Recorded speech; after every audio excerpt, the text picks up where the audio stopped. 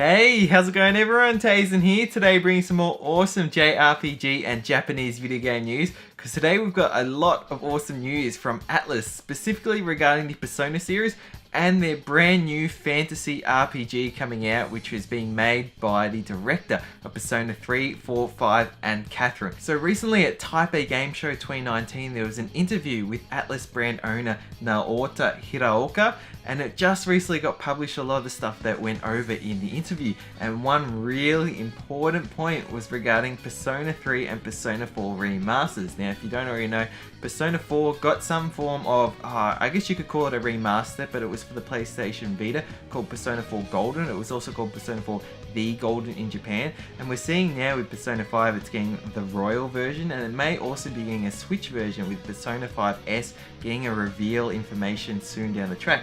But he made an awesome comment regarding Persona 3 and 4 coming out on consoles, and he said here, so regarding the potential of remastering Persona 3 and Persona 4, although we can't specifically tell you anything at the moment, we have always received a lot of suggestions from the players.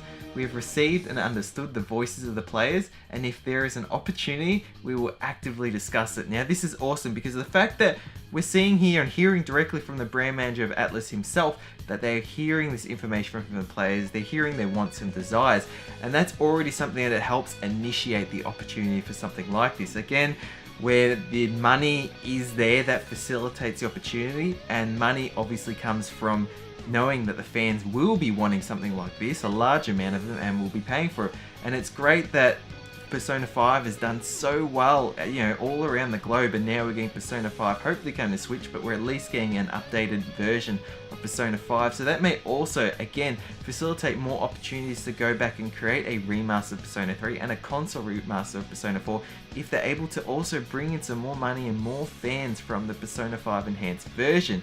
I would love to see something like this come out. If it were to come out on the PlayStation 4, whether they're actual separate remasters or a bundle, they may have to do not as much with the Persona 4 remaster, given it got the golden version, but I would really love to see Persona 3 remastered, because that is a game I think is probably one of the best Persona games. However, obviously Persona 5 is something that really captivated, you know, everything that goes into Persona, and Persona 4 did such a good job too. So again, it just all comes down to the individual person and their experiences. It may come down to which game they play first, which game that they preferred the most, maybe due to length, gameplay style, story, for whatever reason, even just enjoying the character more so than others.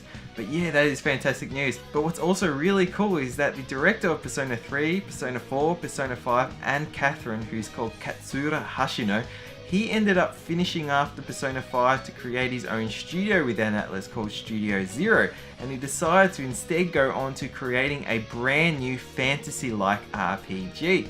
Now what he said is that this fantasy-like RPG is something that is going to slightly go away from Persona or the JRPG traditional turn-based style, maybe going into an action RPG style, but he wants it to revolutionize the fantasy genre like J.R.R. Tolkien's Lord of the Rings did. Now that is a very big statement, so that makes me wonder how ambitious or how, you know, sort of intriguing or captivating this work, this story, this whole project is, and it gets me really excited for it. But we've got some more information on that fantasy RPG now. So they basically just said here, Studio Zero's Project Re Fantasy is going smoothly, and regarding Atlus's future challenges, because Persona 5 is a game which has achieved greatly, our biggest challenge now is to release a game which goes beyond the height of Persona 5, including the just mentioned Project Re Fantasy, as well as some new projects which have not yet been announced. That'll be interesting to learn more about them. This game has just really got me so interested, because I'm always one for fantasy RPGs, and to think that this may end up becoming an action RPG, that's really cool. And to see the Persona director, who's gone from creating Persona 3, Persona 4, Persona 5 and just creating great games throughout then, to now go into something new and maybe bring a lot of his influence from the Persona series, but again, change it, make it different, making something that's pushing the boundaries of the fantasy genre instead, really has me excited. And then also we've got, you know, some other stuff coming out from Atlus like Shin Megami Tensei 5, and given that he's previously worked on the Shin Megami Tensei series too, he could maybe even bring in some elements from that for Project Re Fantasy. But yeah, anyways, I'll leave it at that. Let me know your thoughts below.